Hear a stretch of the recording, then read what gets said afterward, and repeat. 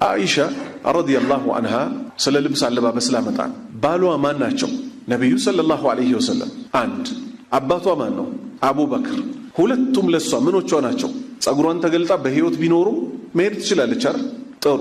ነብዩ ሰለላሁ ዐለይሂ ወሰለም የተቀበሩት እሷ ቤት ውስጥ ነው። አንድ አቡበክር አባቷም የተቀበረው እሷ ቤት ውስጥ ነው።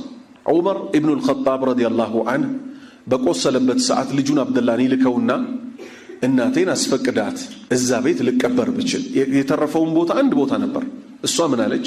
እቺን ቦታ ለራሴ ፈልጊያት ነበር ከአሚር አልሙእሚኒን አይበልጥም ብላ ፈቀደችለት። ዑመር ምኗ ነው ለሷ? እናቱ ከመሆኗ ጋር። በደንብ አስምርልኝ ይሄ እናቱ ከመሆኗ ጋር የሚለው የምእመናን እናት የነብዩ ሚስቶች ማን ሊያገባቸው ይችላል? ማንም አይደል? ሐታ ነብዩ ቢሞቱ እሱ ከተቀበረበት ቀን ጀምሮ ጸጉሯን ተገልጣ አታውቅም። የገዛ ቤቷ ውስጥ ተቀብሯል እኮ ከአፈር በታች ነው። ዛሬ እህቶቻችንን ያቸው በደንብ ያቸው። ተው የተባለውን ነገር በጠቅላላ ማድረግ ይፈልጋሉ አይፈልጉም? ነብዩ የረገሙትን ነገር በጠቅላላ ነው አይደል ማድረግ የሚፈልጉት? ለምን? የነብሶቻቸው ጠላት ስለሆኑ። የአላህ መልእክተኛ ሰለላሁ ዐለይሂ ወሰለም ምን ብለዋል? ሴት ልጅ ጸጉሯን እንደ ሻኛ እንደ ግመል ሻኛ እንዳታደርግ ታዟል አይደል? ዛሬ ካሉት እህቶቻችን 70% የሚሆኑት በጠቅላላ ደግሞ የሀበሻ ጸጉር እኮ ይታወቃል። የስልጤ ይሁን የጉራጌ ይሁን የአማራ ይሁን የኦሮሞ ይሁን የሀበሻ ሴት ጸጉር ይታወቃል አይታወቅም? የሌላቸውን ጸጉር እዚህ ጋር ማጎፈሪያ የሚባል አለ። በነብዩ ለመረገም ማለት ነው። በግድ ተረግመን ካልወጣም ብለው እዚህ ውስጥ ማጎፈሪያ ያስገባሉ። ይሄ ሁሉ ሴት ሻኛ አውጥቶ መስሎሃል? ነብዩ የረገሙትን የነብሳቸው ጠላት ስለሆኑ ጥፍር አታስቀጥሉ አይደለም አታስቀጥሉ። ነብዩ የከለከሉት እኮ ሰለላሁ ዐለይሂ ወሰለም ከ40 ቀን በላይ ጥፍር እንዳያድግ ነው አይደል ያሉት? ዛሬስ ያሳድጉታል። ጫፍ ጫፉ ይሞረድና እላዩ ላይ ሌላ ይሰካል። ጥሩ ጥፍሯ ያደገባት ሴት ዕቃ ታጥባለች? መልሱልኝ። ይሄ ጥፍር ያስቀጠለች ሴት ዕቃ ታጥባለች? ሴቶች ከመጋረጃው ጀርባ አላችሁ አይደል?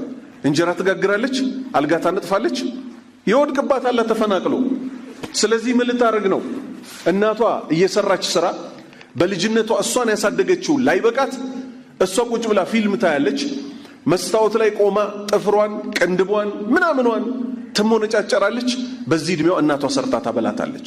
ቢሩል ዋሊደይን ላይ የታለች? ተውት የአቂዳውን።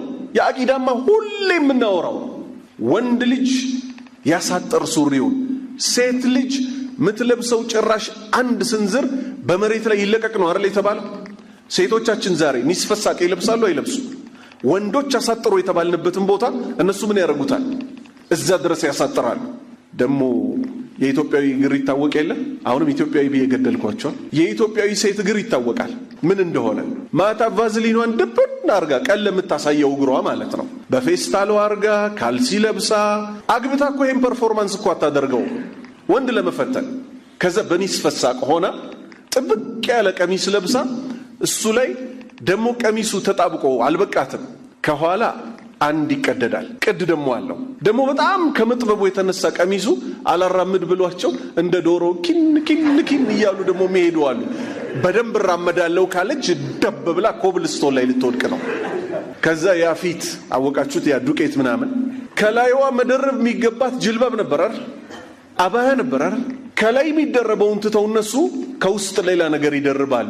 የስፖንጅ ጡት ማስያዣ፣ የዳሌ ጡት ማስያዣ ስፖንጅ፣ አሁንም የመቀመጫ ስፖንጅ፣ አሁንም የተረገመ ስራ እኮ የሚሰሩ ናቸው። በዚህም የተነሳ እጃቸውን አንስተው አላህን ይለምኑታል። አላህን አምፀሽ ነው አላህ እሺ የሚልሽ? አለባበስሽ ሐራም፣ ሐረካሽ ሐራም። ካትወክ የሚሉት አለ ከተማው ላይ የሚሄዱት ካትወክ። ድመት ስትሄድ አይታችኋታል? ወደ አንድ ጎን ከዛ ወደ ሌላ ጎን ነው አይደል? ይሄን ለኛ ሊያሳዩን ይወጣሉ። መጨረሻሽ እንዳይበላሽ ልብሽ እያወቀው ወንድ ፈትናለሁ ብለሽ ወጥተሽ አዳሜ በዱርዬ ወንድ ደግሞ ትገኝና መሬት ላይ ትፈራገጫታለሽ። እፈትናለሁ ያለ ሁሉ ይፈተናል። አሪፎቹን ያዋቸው አሪፍነን ባዮቹም ማለት ነው። ወንድ ሆኖ እኔ ጭሱ እኔማ ምናምን ሲል የነበረው እንባ የምታስለቅሰውን ሴት አላህ ይሰልጥበታል አይሰልጥበትም? ስንቶችን ያስለቅሳል። አንዷ ግን ስንቶችን ያስለቀሰበትን እንባ ታስተፋዋለች መልሳ። አንቺም በደንብ ስሚ፣ አንቺም ፋራዋ ማለት ነው። አራዳ የሆንሽ ቢመስልሽም በጥብቆ የምትወጪው ጡትሽ ስር ስፖንጅ አስገብተሽ አላህን ለማስደሰት መቼም አይደለም። ይሄ አለባበስ እነሱም እኮ ያውቁታል። እንዲህ ሆና ወጣ አንድ ሰዓት ሌላ ያጋጥማታል። ስልኳንም ያስሸጥ ምናምኗንም ያስሸጥ። ተጠንቀቂ ተጠንቀቂ። ይሄ ሰይጣን ግብራበር መሆን አያዋጣም። ሴቶች አለባበሳቸውን ሊያስተካክሉ ይገባቸዋል። አይሻ ለልጇ ለማን ለዑመር ዑመር እናቱ ናት እኮ አይደል